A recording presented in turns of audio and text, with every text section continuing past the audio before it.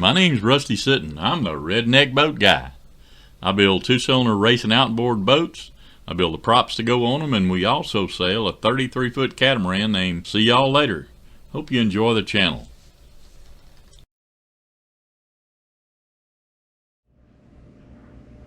Howdy from Texas. It's the Redneck boat guy. Sitting in the living room, man, it's been too cold to go outside. We've been having them big bad freezes down here. Got down to like 14 degrees or something like that. And it was just way more than we're used to around here. So we got lucky. We didn't break any pipes.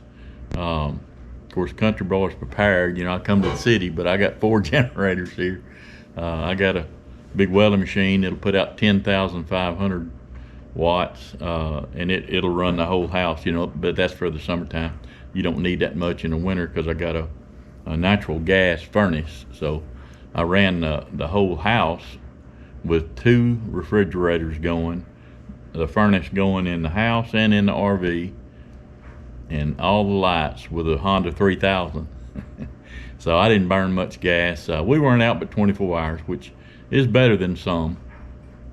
But anyway, what I want to look at today is I've been beating on props since I was, in the house and couldn't get out and work on the boat.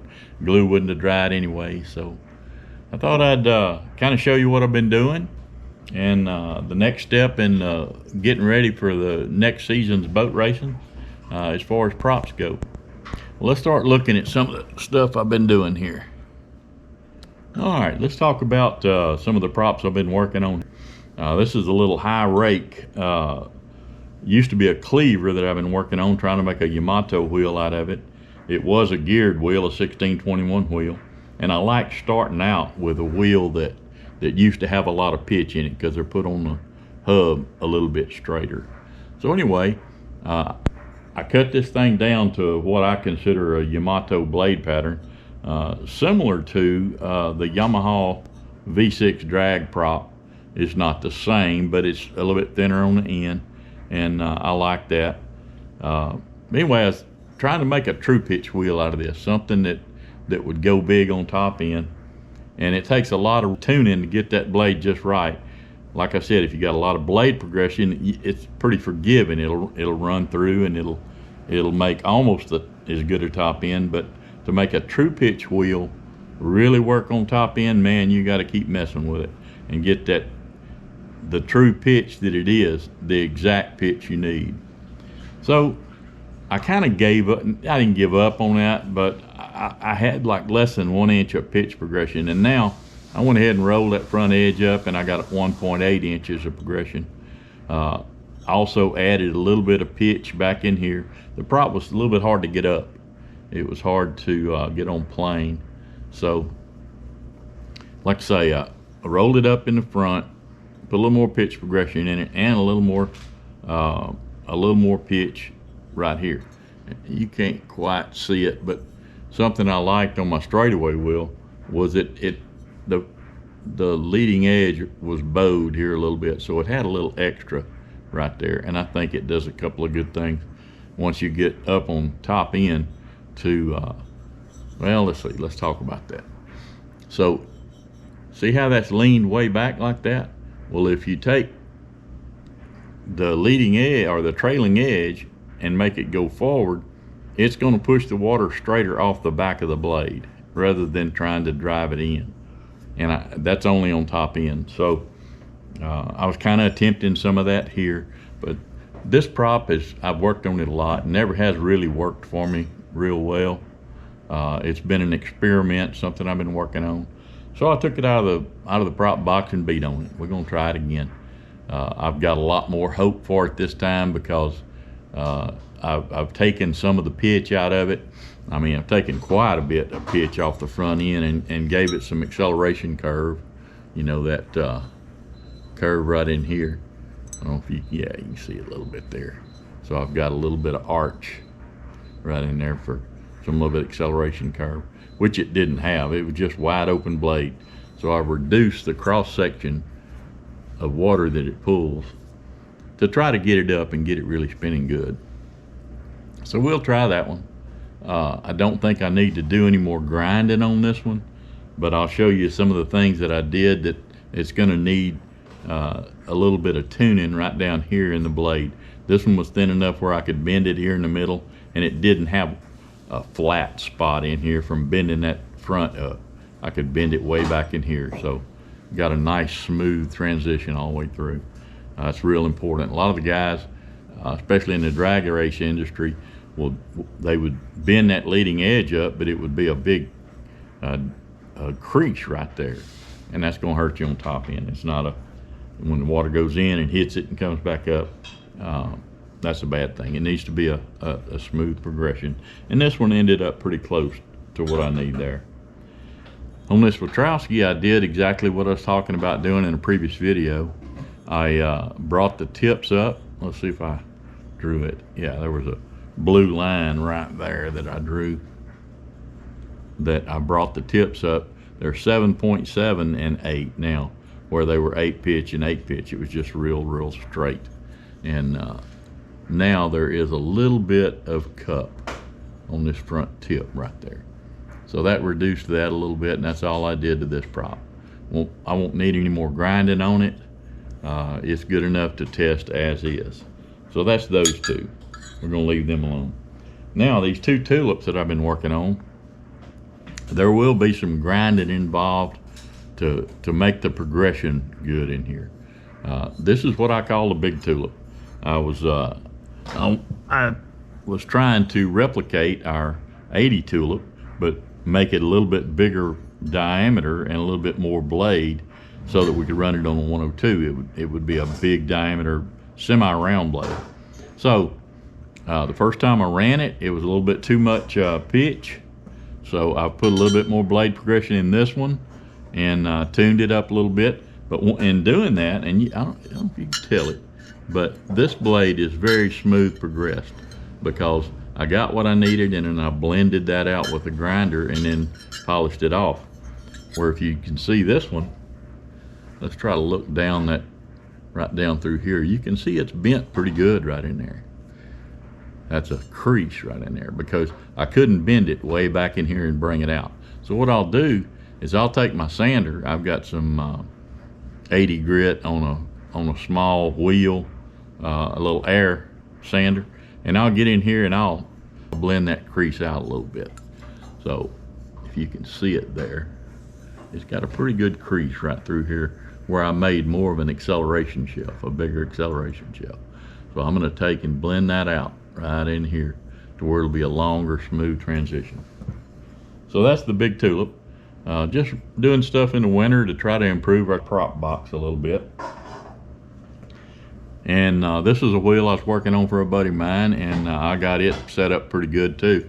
But it did the same thing. When you bend it, I couldn't bend it way up in here, so I got the acceleration shelf like I wanted, but it left a flat spot in here, you know, a kink in a flat spot. So I'm gonna do that same thing. I'm gonna blend that out, and that's also gonna give me a little bit more pitch back in here. Right now it goes to from 11.5 to 12.2 up on the cup. So that's I'm gonna end up probably having 11.7 or so once I grind it down in through here, because when that angle gauge sets on there, this is gonna be deeper. It's gonna be a little bit deeper down, and that'll be a good thing for me too. So looking at this one, you can see is a pretty good crease down through here, because these tips were laid way open. The whole prop was kind of a train wreck as far as I'm concerned. And sure enough, it didn't run well. That's why it was sent to me, because I said, send me something that you don't mind me beating on. And that's what this was. So anyway, I'm gonna blend that out and make the transition a lot smoother here. And like I say, that'll increase the pitch of it on the trailing edge. So that's basically what I've been working on.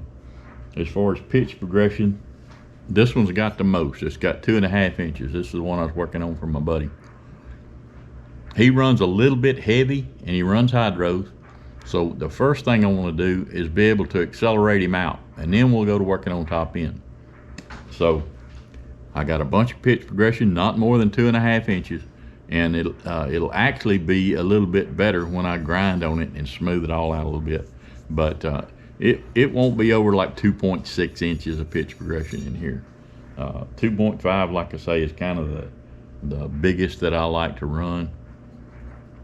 So that's that one. And on the big tulip, let's see what I ended up with here. 2.3 inches of pitch progression on it. And I know that works well for us. This is my Fireball. It's been real good for us. And it's got 2.3 inches of pitch progression.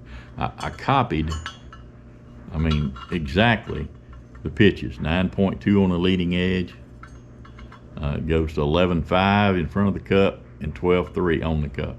So that's what I put this blade. It's actually a little bit bigger. I stayed with 12.5 on the back end because it doesn't quite have the diameter of this prop.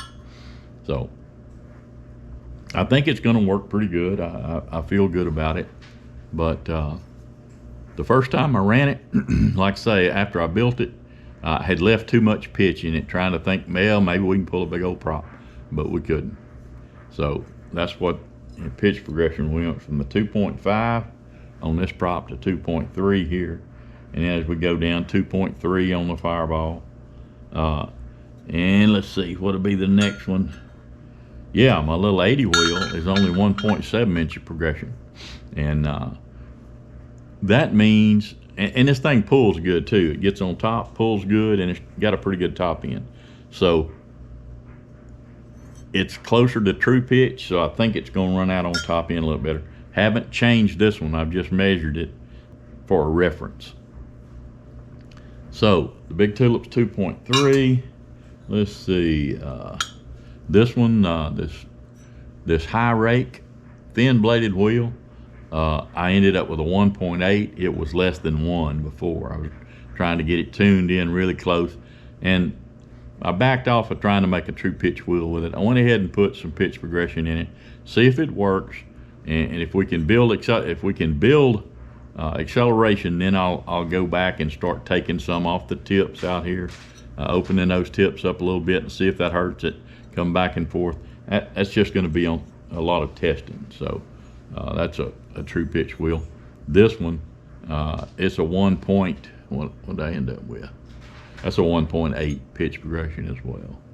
So both pretty true pitch wheels, long skinny blades. This one more so than this one. But doing a little bit of trial and error. That's what you got to do. You know, I did put a little more acceleration shelf in here, brought the front edge up a little bit to give it that progression. And again, like I said, on the trailing edge, I added a little bit more right there because I think there's some mechanical advantage about doing that, especially with a high rake. And my straightaway wheels like that. I guess I'll try to explain what I'm talking about there a little bit. When you bring this edge forward, right, what that does is instead of it on high rake, instead of it driving water inside, trying to flow in on this outside of the prop, because it's a high rake, what I'm looking to do is if I bent this up and made this a higher pitch, then that's going to come out a little bit and drive it more straight off the back end. And I think there's speed in that. We drive on top end, instead of having it still going toward the middle, driving just the tip from the midway out more straight off the back of the prop. Because a high rake tends to draw it to the center anyway. Anyway, that's something I'm gonna try there. But just piddling in the winter time, like I say, been too cold to go outside and do anything. And I guess that's it for now. Hadn't been doing much as far as boat racing goes. Been thinking about props and beating on them a little bit. And we'll continue to improve the box. Like I say, I'm not doing anything to my two best ones. I'm trying to beat them. So if I can get something a little bit faster out of these four than one of those, then I'll start working on that one. That's the way to do it, is to keep trying to improve the props in the box until they get as good as the best one, and then work on the best one. So that's all we got from the Redneck house today. I ain't been out in the garage other than tend the cats. We had My daughter was in Colorado, so I had to go get her cats so they wouldn't freeze because electricity went off. And my other daughter and her husband with the three boys, we decided that they'd come over here when everybody lost power. They're 3 miles from us. They came over here, and we ran the fireplace. And like I say, instead of giving them a generator and running 2 generators, we just all piled up in here. Our house is easier to, it's a 4-bedroom, but it's a lot smaller than theirs and a lot easier to heat. So we've been playing with grandkids and beating on props when they could stand it. And that's all we got from Texas, but we're warming back up. Our last freeze is over, and we'll be back in the garage shortly. That's all from the Redneck Boathouse. You only call me on the weekends when you're out and about, only chasing highs. You need me. He brings me flowers on a Tuesday. He gives me good loving, something that I never thought existed. I know